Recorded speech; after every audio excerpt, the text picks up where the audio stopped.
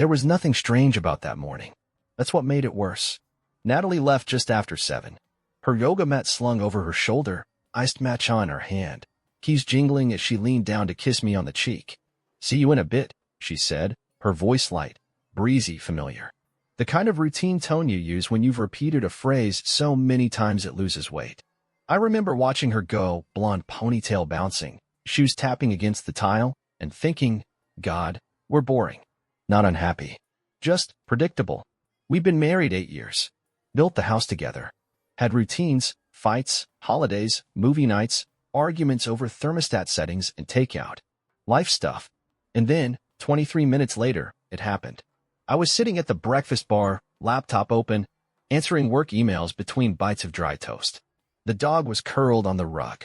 The house was still. I was about to stand and rinse my plate when I picked up my phone to check the time. That's when the screen lit up. Jenna, Natalie's younger sister. Spirited, impulsive, overly honest. She and Natalie were close, not in the giggling sorority way, but in the way women become when they've survived the same childhood and chosen different paths. Jenna never really took to me. Too serious, she once said. You smile like you're negotiating, she told me at our wedding. Still, I liked her. And then I read her message. I'm sorry. I thought she stopped seeing him. 7 words. One soft explosion. At first, I didn't even process it as something real. Just looked at it, waiting for it to morph into something else. A joke? A misfire? But even as I tapped the screen, it vanished. Message deleted. My finger hovered. Then came the second one. Oops, wrong person. Ignore that. I didn't move. Didn't text back. Didn't breathe for a second too long. I just stared at the lock screen, watching my reflection blur in the black glass. My first instinct wasn't rage or heartbreak. It was silence. The kind that fills a room when you suddenly realize you're no longer the only one in it, when something invisible has been there the whole time. I flipped the phone over, screen down, and leaned back. Natalie had said nothing. Jenna had said too much. And I said nothing at all. The rest of the day played out like a rehearsal. I answered emails, nodded through meetings, mowed the lawn. At one point, I sat in the garage for 15 minutes staring at a wrench on the floor like it held the answer to a question I didn't yet know how to ask. When Natalie came home, she was smiling. Still in leggings, ponytail loosened, sunglasses perched on her head. She was mid-laugh as she walked through the door, chatting on the phone. Her laugh stopped when she saw me. She lowered her voice, said something quick, "I'll call you back," and ended the call. "Oh, hey," she said. "Didn't think you'd still be home." "Meeting got pushed," I said, eyes on my laptop. "You have fun." She nodded. Sweaty, but yeah. She didn't kiss me this time. Instead, she moved into the kitchen, grabbed a bottle of water, and walked upstairs, muttering something about a shower. I watched her go. My eyes didn't narrow. My jaw didn't clench. I just watched. An hour later, she reappeared in different clothes, fresh-faced and glowing. "Want Titanite?" she asked. "Sure," I replied. She ordered. I paid. We ate on the couch while she scrolled through social media, occasionally holding up her phone to show me something. I smiled when I was supposed to. She had no idea. That night, lying beside her, I kept my breathing even. Steady. She drifted off before me, unaware that I was awake the whole time, staring at the ceiling, replaying Jenna's words over and over. I thought she stopped seeing him, which meant that she hadn't. Not really. Not enough for Jenna to be sure. And certainly not enough for me. I didn't confront her. I didn't even bring it up. Because Natalie had already played her hand. Now it was my turn. And I planned to play it slowly. She started humming more often. I don't know when it began exactly, but I remember the first time I noticed it. A soft, tuneless sound drifting from the kitchen while she packed her lunch. It wasn't a song. It was a habit. A signal. Maybe. Something people do when they're trying too hard to seem casual. She hummed when she knew I was nearby. When I passed behind her at the counter. When I walked into a room unannounced. It always came with a quick glance over her shoulder, a half smile, and some filler question like, "Hey, do you remember if we're out of garlic powder?" She thought I wasn't watching. That I was too tired, too distracted, too married to notice small changes. But that was her mistake, assuming the quiet meant absence. It never did. I watched her phone pattern shift. She used to leave it face up on the table. Now it lived in her pocket, always locked, always on silent. I'd catch her checking it in the pantry, in the bathroom, in the hallway with her back turned. Once, I walked in from the garage and saw her swipe something away so fast her hand shook. But her face stayed composed. Like always. She asked if I wanted to start doing solo nights again. Might be healthy, she said, stirring her tea. You know, you take a night for yourself, I take one for me. Helps couples reset. I said nothing. Just nodded. That was a Friday. That Sunday, she came home late from brunch with a friend. Said they lost track of time. She smelled like champagne and cologne that didn't belong to either of us. I smiled and asked if she had fun. She said it was exactly what she needed. I recorded the time in a notes app she didn't know existed. She thinks I don't remember things. Like how she hated mimosas. Or how the friend she supposedly met had posted a story 2 hours earlier, from her backyard, with her kid. No brunch in sight. The next week, I noticed something else. She had new earrings. Subtle, but not cheap. Gold, with a strange leaf design. She didn't mention them, and I didn't ask. Instead, I waited until she took them off at night and checked the inside. Inscribed with a date. Not our anniversary. Not even close. She caught me looking and smiled. Cute, right? Jenna gave them to me for fun. That was a lie. I already knew Jenna hated gold jewelry. Said it made her look washed out. I logged the date.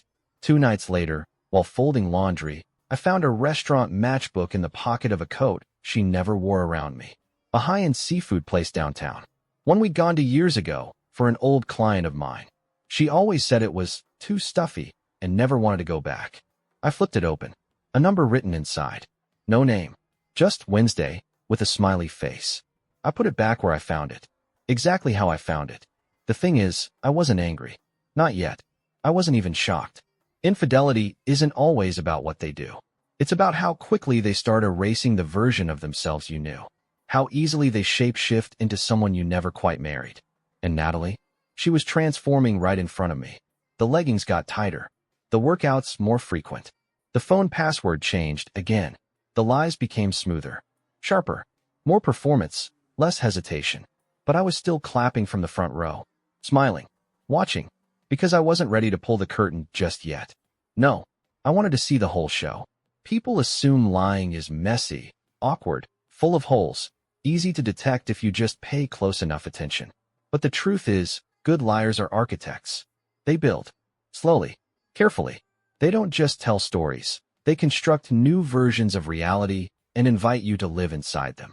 Natalie had become a builder. And for a while, I had unknowingly moved into her second version of the truth. She said she started taking private training sessions at the gym. Group classes are too crowded, she explained one night, slipping off her sneakers. One-on-one helps me stay focused. I nodded like I believed her. Asked her what she worked on that day. Core strength, she answered, without a beat. Except I knew she hated core workouts. Always said they made her dizzy. That was my first signal to move forward. For our anniversary, I gave her a sleek new designer handbag. Navy leather, minimalist trim. She loved it, or pretended to. Finally something professional enough for meetings, she said, brushing her hand over the strap. What she didn't know was that the lining beneath the inner pocket carried more than just fabric. Inside, sewn into the seam, was a GPS tile, something I'd modified with the help of a colleague from work. It had no blinking lights, no sound. It was motion-activated and synced directly to an app on my old tablet she'd forgotten I even had. The next week, while I stayed home for a work-from-home day, she went to the gym twice. She wasn't at the gym. She was 34 minutes away, in a residential neighborhood, parked outside a low-rise apartment complex. The bag stayed still for over 2 hours. That night, she came home sore and glowing. Killed me today, she said, rubbing her shoulder. He had me doing planks until my arms gave out. I didn't ask who he was. She hadn't mentioned a trainer by name. Probably hoped I wouldn't notice. I did. 3 days later, I followed her. Not closely, not enough to get caught, but just enough to confirm what I already knew. She took the highway, exited onto Elmhurst Avenue, pulled into the same lot I'd seen on the tracker. Apartment 203, according to the buzzer she pressed. She looked both ways before going inside. I didn't follow. I didn't need to. I had what I came for. The next phase was about audio. She always carried her favorite wallet, a slim black clutch she threw into every bag, regardless of the occasion. It was old, familiar, comfortable. So comfortable, in fact, that she didn't notice the micro recorder I'd placed inside the inner zipper pouch. Nothing fancy. No Hollywood spy gear. Just something small and simple. Enough to catch stray sentences. Voices. Maybe even a name. The first day brought nothing. The second? Just music in the background. A coffee shop. Maybe. Chatter, clinking dishes, a woman's laugh that wasn't hers. But the third day was different. I synced the file to my headphones after she went to bed. The recording opened with street sounds, footsteps, the rattle of keys. Then a door closing. Then, missed you last time. A man's voice. Calm, low. He's been working from home more. That was Natalie. Soft. Relaxed. Herself, but different. Did he say anything? A pause. No. He's clueless. I stopped the recording. My hands didn't shake. My chest didn't tighten. I just sat there, staring into the soft glow of the screen, letting those two words echo. He's clueless. The next day, she texted me around noon. Thinking of making pasta tonight. Want anything special? I replied, whatever you want. She sent back a heart emoji. And I smiled. Because she was still building her little house of cards. She just didn't know I'd already found the match. It was the second Saturday of the month, family dinner night. Natalie made a point of keeping the tradition alive, even if the warmth had long since faded from the ritual. She said it helped keep us grounded, though I suspected it was more about appearances than connection. That afternoon, her younger sister Jenna arrived early, carrying her usual sarcasm and a pie from some overpriced bakery. From the moment she stepped through the door, something about her was off. She hugged me too quickly, her words came out rushed, and her eyes didn't quite settle. The usual sharpness in her tone was still there, but it felt thinner, like she was forcing herself to act normal. Natalie had gone upstairs to check on the roast. Jenna and I were left in the kitchen, alone for the first time in a while. She stood beside me, helping pour wine, her hands unusually still. And then she spoke. I didn't want to be involved. I turned my head slightly. Involved in what? Her lips pressed into a tight line. She inhaled slowly, glanced toward the stairs, then looked down at the counter. I thought she stopped seeing him. When I sent that message, I truly believed it was over. I didn't respond. Jenna swallowed hard. His name is Cameron. Her trainer. It started last spring, I think. I didn't ask for details, but she told me he was just someone to feel alive around. That was her phrasing, not mine. I could feel the quiet solidifying between us. She asked me to cover for her. She used my name, my photos, even my location once. I thought she just needed to vent, or feel rebellious, or whatever people call it when they're playing with fire and pretending they're in control. My hands were steady as I set the corkscrew aside. I figured she'd get over it. But then she started making comments about you. That got my attention. What kind of comments? She hesitated. Nothing direct. Just, she said you'd never suspect. That you were too methodical, too focused on work. That you'd believe anything she told you because you trusted her like a fool. Jenna blinked a few times, as if trying to process whether she was doing the right thing. She started laughing about it. That's when I couldn't take it anymore. There was a pause. Then, almost reluctantly, she opened her purse and pulled out a small envelope. I brought these in case I lost my nerve. I probably shouldn't have, but here. Inside were printed screenshots. Conversations. Cropped images of Natalie lying, manipulating, laughing. One message stood out. Natalie describing how she'd told me she was at a dentist appointment while she had actually been recovering from a different kind of workout. Another had her thanking Jenna for covering, with a captioned photo taken in bed, hair tousled, hand on someone else's bare shoulder. There was no face. But I didn't need one. I didn't want to be the one to blow this up, Jenna said, her voice lower now. But I couldn't keep pretending I didn't know. I folded the papers and slid them into my jacket pocket. Said nothing. She looked at me for a moment longer. You haven't asked a single question, she said. I don't need to, I replied. Just then, Natalie's voice floated down from upstairs. Dinner's ready. I stepped back, gestured toward the dining room, and held the door for Jenna. She walked past me without another word. Natalie was already plating the food when we entered. She looked up and smiled. You two look serious. What were you talking about? Just catching up, I said, and took my seat across from her. Not really. Maybe a year ago she would have kept her stories tighter. Smiled less. Watched her words more carefully. But by now, Natalie had slipped into something else entirely. Not secrecy, but comfort. The kind of comfort that comes when someone decides they've already gotten away with it. And I let her believe it. She kept using the same handbag I'd given her for our anniversary.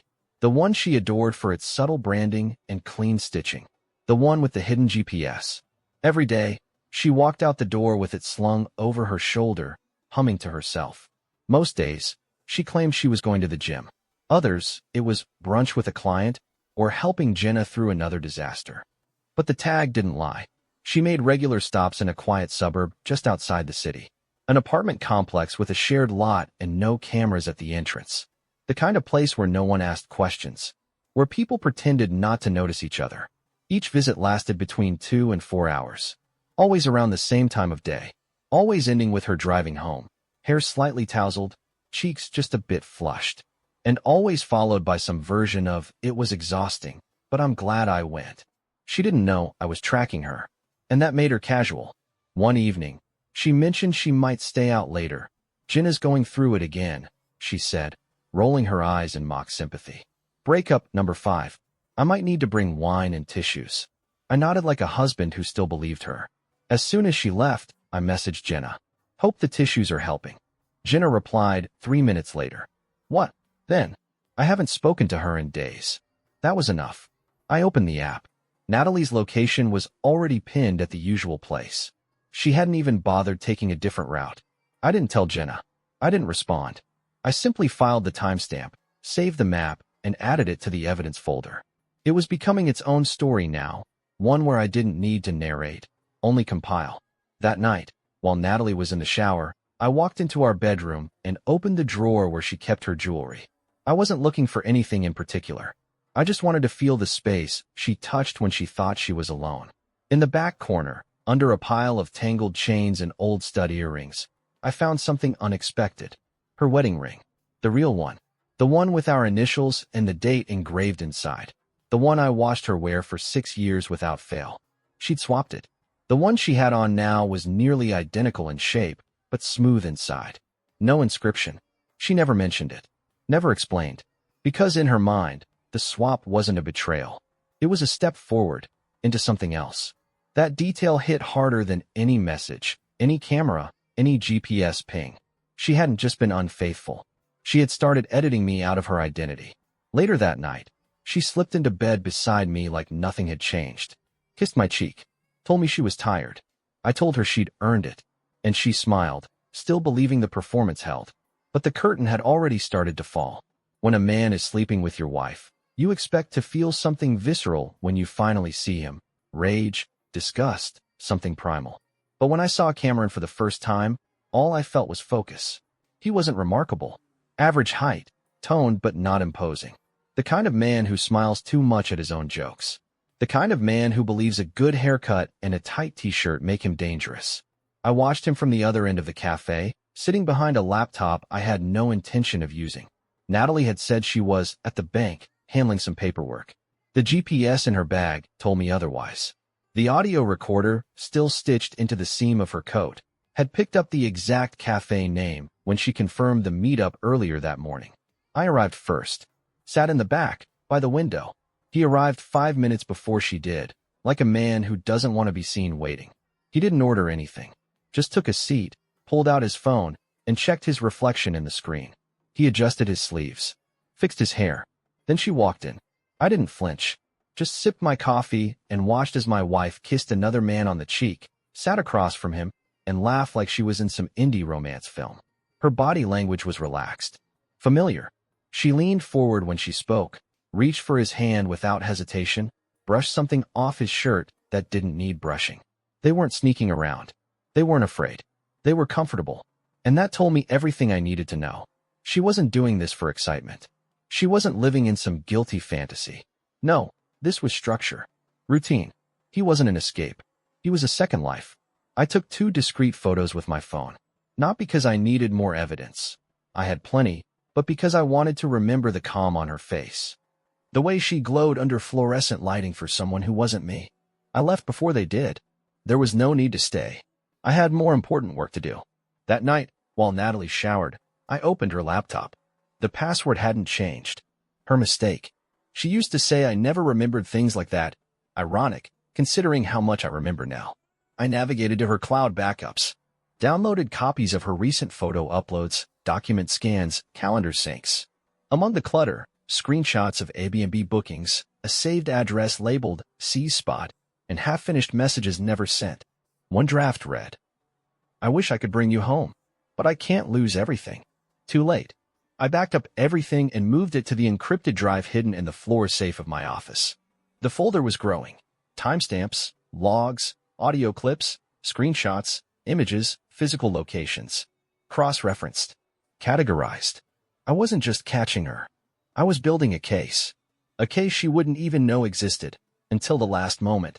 She came into the room later, towel around her hair, asking what I wanted to do for dinner the next night. Her eyes were bright, her voice effortless. I told her, "Surprise me." She smiled. "That's dangerous." I smiled back. "Only if you have something to hide." She laughed. I didn't. 3-day strategy conference, back-to-back sessions, client dinners, full itinerary. I had even sent her a calendar invite for the fake trip, complete with flight numbers and a hotel booking. She kissed me goodbye in the driveway, told me to stay sharp out there, then walked back into the house with a smile that didn't reach her eyes. I never got on the plane. Instead, I drove 20 minutes to the city outskirts, checked into a modest motel under a different name, and waited. The cameras at home had already been activated. 2 weeks earlier, I'd had a friend install motion-triggered microcams, one in the hallway, one in the living room, and another hidden in the guest bathroom's vent. She never suspected a thing. That evening, her car returned to the driveway earlier than expected. Less than an hour later, Cameron's silver SUV pulled up behind it. The hallway camera caught everything. The way she opened the door before he even knocked, the way she smiled up at him, the way he slipped an arm around her waist as if he belonged there. They passed the camera again minutes later, both with drinks in hand, laughing. At one point, she turned toward the hallway and said, "It's kind of fun knowing he's not even here. Feels like I own the whole place." I watched it unfold in real time from my laptop screen in the motel. They settled in on the couch. My couch. She kicked off her shoes, curled up next to him, legs tucked under, and talked. The audio was imperfect, but enough filtered through to tell me what I needed to hear. Cameron asked, "He still doesn't suspect?" She laughed, really laughed, the kind that shakes your shoulders. "No. Graham's too busy solving problems at work to notice the ones at home. He thinks I'm still going to Jenna's or spin class." She took a sip from her glass. "I could probably tell him I joined a book club that meets in a treehouse, and he'd just say, 'That's great, honey.'" Cameron chuckled. "You make him sound pathetic." She leaned in. "He's not pathetic. He's just passive. Predictable. If I told him I was tired, he'd bring me tea. If I told him I needed space, he'd offer to sleep on the couch. It's sweet, really." She said that last part with a softness that made it worse. Like she truly believed she was doing me a favor. He reached over and brushed her hair back. "And yet, here you are." "Here I am," she whispered. They clinked glasses. That's when I closed the laptop. Not out of anger. Not out of pain. Out of precision. I had seen enough. Every smug comment, every casual insult, every glass of wine she poured into the quiet destruction of our marriage, it all sealed the plan I'd been building for months. I no longer needed one more confirmation. I no longer needed Jenna, or GPS tags, or voice recorders. Now it was about timing.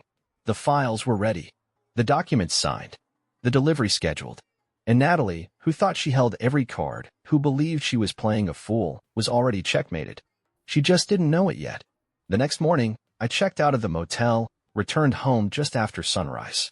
Her car was still in the driveway. I made sure to slam the front door loud enough for her to hear it upstairs. By the time she came down in her robe, feigning surprise, I was already unpacking a fake carry-on in the living room. "You're early," she said, blinking hard. "Conference got cut short," I replied. "Weather issues." She nodded. "Ah, okay." I looked at her for a long second. "Did you have fun while I was gone?" She smiled, unsure. "Nothing exciting." I smiled back, not blinking. "Good." Natalie had been planning this company presentation for weeks. It was some internal networking event for her department, executives, investors, creative partners. A lot of important faces in suits pretending to like wine. She was speaking at it, giving a keynote. She called it her moment to be seen. So I let her have it. "You'll come, right?" she asked a few days before. "Of course," I said. She smiled. "Kiss me on the cheek." "Good. I want everyone to see us." And they would. She spent the afternoon getting ready, trying on 3 different dresses before settling on a sleek black number she'd worn only once before, on our anniversary. She didn't remember that. Or maybe she didn't care. At the venue, the lights were warm, the drinks were cold, and Natalie shined like someone who believed the world still revolved around her. She introduced me to people with a perfectly polished version of us. "This is Graham, the calm to my chaos." Everyone laughed. I smiled. I watched her take the stage, watched her deliver her slides, her charm, her practiced pauses. She looked proud, powerful, in control. That's when I handed the man in the navy blazer an envelope. He was the process server, a friend of my lawyer, waiting for the right moment, exactly when she left the stage, when applause was still echoing and the smiles were still stuck on her colleagues' faces. He walked up to her, professional, polite, and said, "Are you Natalie Thompson?" She blinked, caught off guard by the formality. "Yes, you've been served." He handed her the envelope, nodded, and walked away before the silence could set in. I saw her freeze. Right there, in front of her entire department, in heels and lipstick and borrowed confidence, she stared at the papers like they were written in another language. I didn't move. I didn't need to. Inside that envelope was everything. Every timestamp, every screenshot, every location log. Transcripts of recorded conversations. Photos. Financials. Witness statements, including a notarized one from Jenna. A perfectly indexed set of facts, all laid out with one clear conclusion. She had not only betrayed me, but jeopardized our entire shared life. I walked toward her slowly, not rushing, not dramatic. I stopped a few feet away. Her voice cracked. "Graham, what is this?" I kept my eyes on her. "A presentation," I said. Her hand trembled. "Dear, you did this here. You said you wanted everyone to see us." The people around her didn't know where to look. A few turned away. One woman near the punch table stared with her mouth slightly open. Natalie stepped toward me, eyes flashing. "You're humiliating me." "No," I said, calm and quiet. "You did that part all on your own." Behind her, I caught a glimpse of Cameron. He had been invited, of course, under the guise of being a vendor for a marketing demo. That's how she justified it in her schedule. Now he stood frozen near the back wall, holding a drink he no longer seemed interested in. We locked eyes. He looked away first. I leaned in closer to Natalie, low enough that no one else could hear. "You lied better than I expected, but not well enough." Then I stepped back, straightened my jacket, and left her standing there. I didn't look back. I didn't need to. The truth was finally louder than her voice. And she had no words left. The hearing was brief. When everything is prepared, silence becomes more powerful than testimony. My lawyer spoke precisely, only when needed. Natalie's lawyer, a late hire, clearly overwhelmed, tried to buy time. But facts don't wait for emotion. And the facts were heavy. The judge reviewed the documents without commentary. The folder was thick. Numbered, indexed, verified.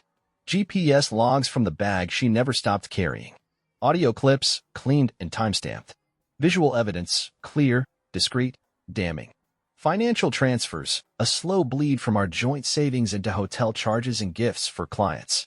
A sworn statement from Jenna, outlining the lies, the cover-ups, and the laughter that came with them. There was no counter-argument. Natalie didn't speak until the end. She sat stiff in her seat, makeup fading beneath the courtroom lights. Her voice, when it finally came, sounded like someone else's. "I didn't mean to lose everything." The judge didn't blink. "But you did." Custody wasn't contested. She knew better. She tried to suggest a balanced schedule, but even her own lawyer advised against pushing.